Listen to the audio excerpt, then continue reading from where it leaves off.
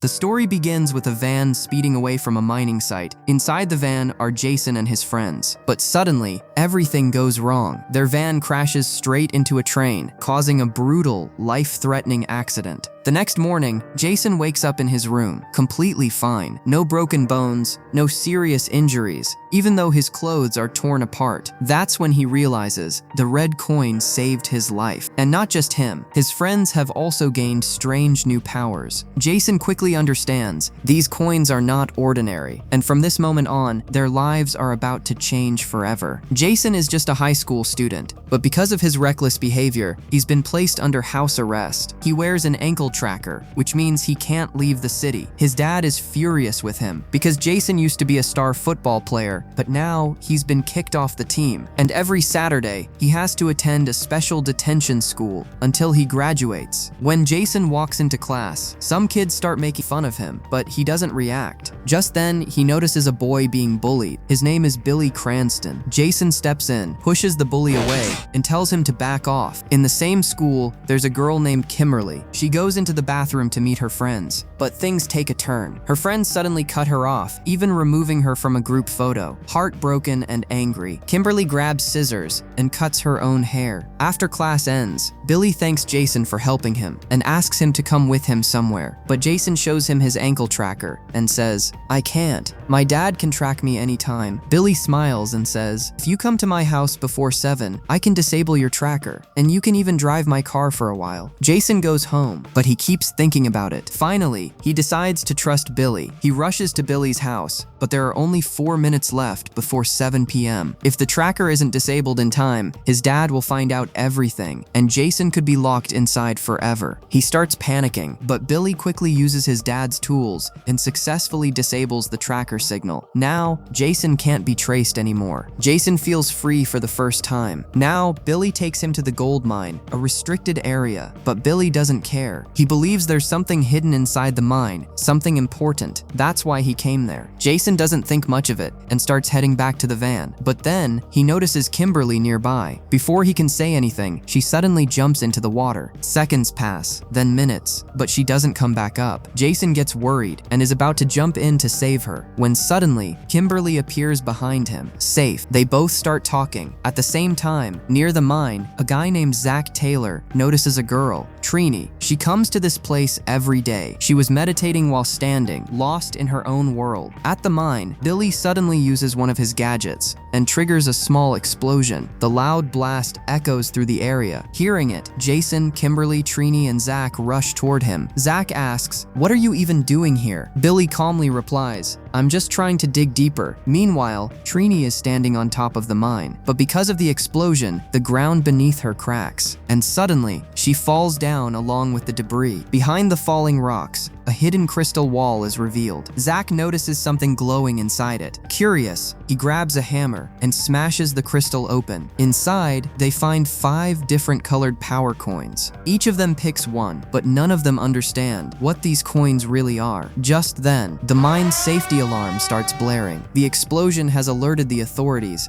Everyone panics and starts running. Jason and Billy jump into their van. On the way, Jason spots Kimberly and Trini and quickly picks them up. At the same time, Zach sees the van, runs toward it, and literally jumps onto it while it's moving. Now, all 5 of them are together. As they speed away, they reach a railway crossing, and this is the exact same moment we saw at the beginning. The van crashes into a train, a horrifying accident, but somehow, all of them survive. And not just that, they now have superpowers. Now the story shifts. We see Jason's father, Sam, out in the middle of the ocean. The weather is rough, the waves are intense. Like always, Sam pulls in his fishing net, but this time, along with the fish, there's a dead body in the net. An alien body. He brings it onto the ship, but unknown to him, that alien is still alive. Back at school, the same bully starts bothering Billy again. He aggressively headbutts Billy, but this time, Billy doesn't even flinch. Instead, the bully knocks himself out. Seeing this, Jason, Billy, and Kimberly sit together in the cafeteria to talk things through. They place their power coins on the table, and suddenly, the entire counter starts heating up. That's when they realize something something is seriously different, so they decide to go back to the mine. Meanwhile, on Sam's boat, a police officer arrives to investigate the alien body. Sam refuses to go along, so the officer checks it alone. But the moment he gets close, the alien suddenly attacks and kills him. Back at the mine, Jason, Billy, and Kimberly return and soon find Zach and Trini there as well. But as soon as Trini sees them, she runs away. Everyone chases her, trying to stop her. But suddenly, they reach a massive cliff. Without hesitation, Trini jumps across it. The others are shocked, but they follow her and make the impossible jump. But then, Billy slips and falls straight into the canyon. Everyone panics, but luckily, there's water below, and Billy survives. Seeing this, the others jump in too. Underwater, they discover something unbelievable, a wall made of water. They pass through it and enter an ancient spaceship. Inside, they come face to face with Alpha 5, a talking robot. All of them are completely shocked. Alpha 5 guides them onto a platform and reveals the truth. The Power Coins have chosen them to become the Power Rangers. Their mission is to protect the Zeo Crystal, the life force of every planet. Then suddenly, another presence appears, Zordon, the former leader of the Rangers. He tells them, "I once protected the Zeo Crystal with my team, but one of us betrayed us. Rita Repulsa, became obsessed with power. She destroyed the entire team, so Zordon hid the Power Coins and ordered Alpha to trigger a meteor attack, destroying Rita's ship. Both Rita and Zordon died that day, but Alpha preserved Zordon's essence. And now, Rita is back. The same alien body Jason's father found, that was Rita. Zordon warns them, "You must stop her," but they don't believe him. So, he shows them a terrifying vision, Rita destroying everything, killing everyone. They wake up, shocked. That wasn't a dream, that was the future. He explains, Rita will create a monster called Goldar, and once he rises, he will pull the Zeo Crystal out of the earth and destroy the entire planet. Then Zordon looks at them and says, "You only have 11 days. But even after everything, no one truly believes Zordon. One by one, they all walk away. Except Jason. He stays back. Zordon looks at him and says, "The red coin you carry makes you the Red Ranger, the leader of this team." He then reveals, Rita was once a ranger too, just like us, but her hunger for power turned her into a monster. If you want to stop her, you need to bring your team back together. Jason finds the others, but they shake their heads. "This all sounds crazy. We're out," they say. Jason takes a deep breath. "I don't know what's real and what's not, but I believe Zordon. I'll be back tomorrow at 4 p.m. And with that, he walks away. Meanwhile, Rita Repulsa has returned. She steps out and starts killing people, collecting gold, because with that gold, she plans to create Goldar. The next day, Jason and the others return to Zordon. This time, they're ready to listen. Zordon lays down the rules. You will not use your powers for personal gain. You will not strike first, and your identities must remain secret. Then he tells them something important. If you want your armor, you must change as people. You must connect with each other. They try, standing together, focusing their energy, trying to activate their suits. But nothing happens. Zordon sighs. "We don't have time, so you'll train without suits." Suddenly, they're thrown into combat training, fighting creatures from Rita's army. To reach Rita, they must defeat these monsters first. Days pass. They keep training, but there's one problem. They still don't trust each other. They're not connected, and because of that, they can't unlock their suits. To motivate them, Alpha 5 shows them something incredible, the Zords, massive, powerful machines that can take the form of unstoppable forces. Everyone is amazed, but Alpha warns them, until you activate your suits, you can't control the Zords. They go back to training, but secretly, Zach tries to take one of the Zords. He doesn't know how to control it, and suddenly, the Zord goes out of control and crashes into the cave where everyone is training. Chaos erupts. Everyone runs for their lives. Somehow, they manage to stop it. But because of Zach's mistake, everyone was in danger. Jason gets furious and starts fighting him. Zach punches back and yells, "You don't need to be the leader." Things get intense until Billy steps in and pulls them apart. And in that moment, something changes. The three of them finally connect. Suddenly, Billy's blue ranger suit activates. For a brief moment, he morphs, but just as quickly, the suit disappears. Billy tries again, but nothing happens. Zordon gets angry. "You still don't understand. Until you can morph together, you are not rangers. Leave. This is not your fight." Hearing this, they all walk away. But Jason goes back to Zordon one last time. Zordon tells him, "This isn't your team's destiny.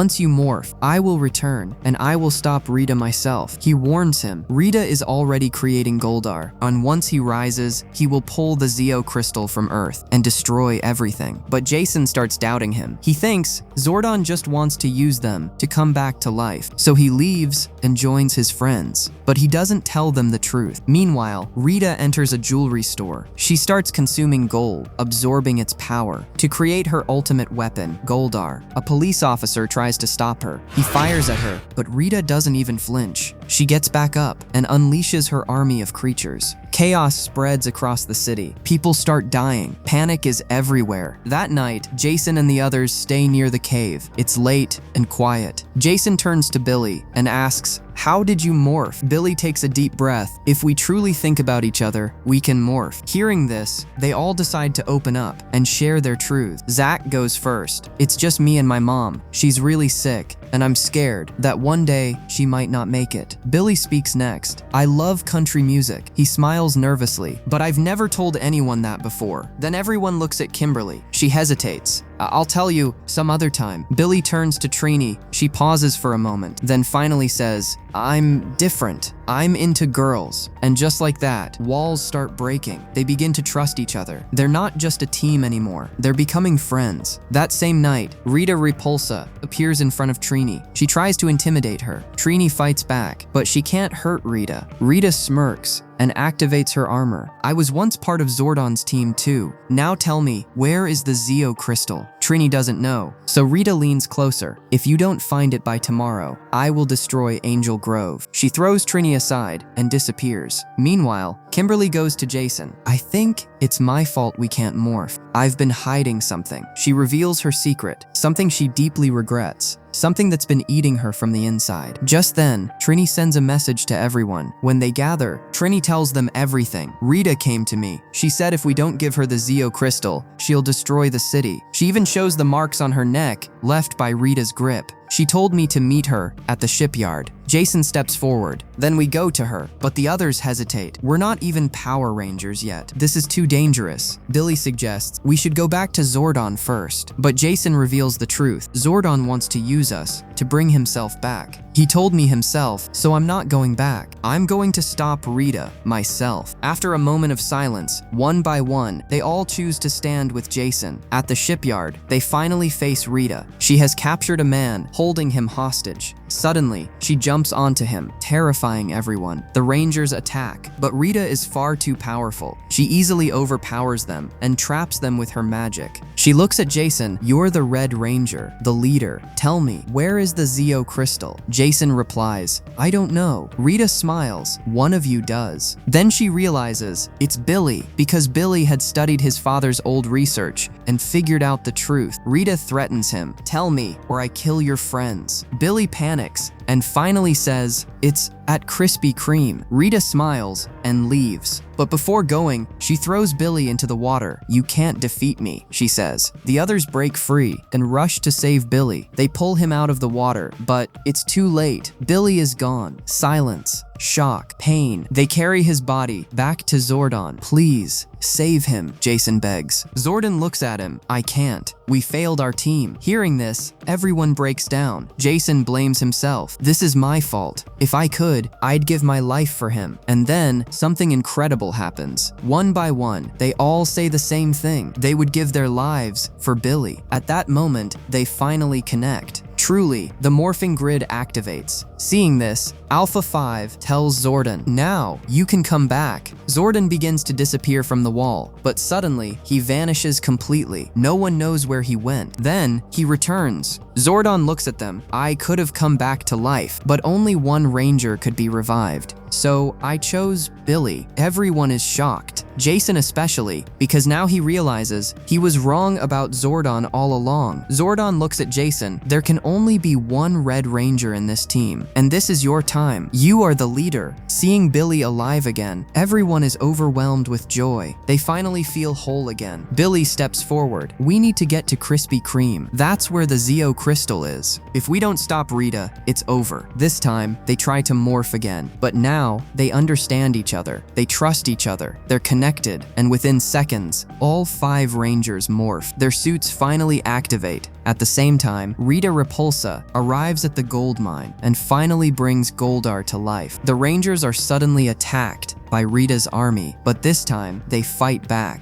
Underwater, they take down every creature. Jason activates his weapon and leads the team into battle. Now fully trained by Alpha 5, they move like a real team. They wipe out the entire army, but then Billy spots something terrifying. Guys, we're too late. Goldar is already here, and he's going for the Zeo crystal. Without wasting a second, they summon their Zords and head straight into battle. At Krispy Kreme, Rita begins her attack. Goldar destroys everything in his path, searching for the crystal. But then, the Rangers arrive. Rita unleashes her army again, but this time, the Rangers fight using their Zords, crushing every creature in sight. Finally, Goldar finds the location. He smashes through the building and reaches for the crystal, but the Rangers attack him immediately. At the same time, Jason's father arrives at the scene, but his car crashes and flips over. Jason sees it and instantly rushes to save him. He pulls his father out and takes him to safety. Meanwhile, Goldar fights back. He strikes Billy, sending him crashing down. His Zord loses control, but Kimberly jumps in, using her powers to lift Billy's Zord back into the air. Billy activates a weapon. A massive blast hits Goldar, sending both him and Rita flying back. For a moment, it looks like they've won, but then Goldar revives Rita and creates a massive pit, trying to pull out the Zeo crystal. The Rangers stand in front of it, ready to stop him. They attack together, but Goldar is too powerful. He overwhelms them, and one by one throws them into the pit. A massive explosion erupts. Everything goes silent. Then suddenly, from inside the crater, something rises, the Megazord, because in that final moment, they were truly connected, and together, they became one. Seeing this, Rita merges with Goldar to control him directly. The final battle begins. The Megazord struggles at first. They don't fully understand its power, but even then, they stand strong. With one powerful move, the Megazord lifts Goldar and slams him down, then unleashes a devastating attack. Rita screams, "I came for the crystal, and even if I fail, others will come. You can't stop what's coming." She attacks again, but this time, the Megazord finishes it. With one final strike, Rita is blasted away, sent flying into space, where she slowly freezes. And just like that, the battle is over. The city is safe. People cheer, watching their heroes. Later, Jason returns to Zordon to give back his weapon, but Zordon smiles. "It belongs to you now. You did what even my team couldn't." Jason finally understands what it truly means to be a leader. From that day on, they hide their identities and live like normal people. But deep down, they're no longer strangers. They're not just a team, they're family. If you enjoyed this story, don't forget to like, share, and subscribe, because more amazing movie recaps are coming your way.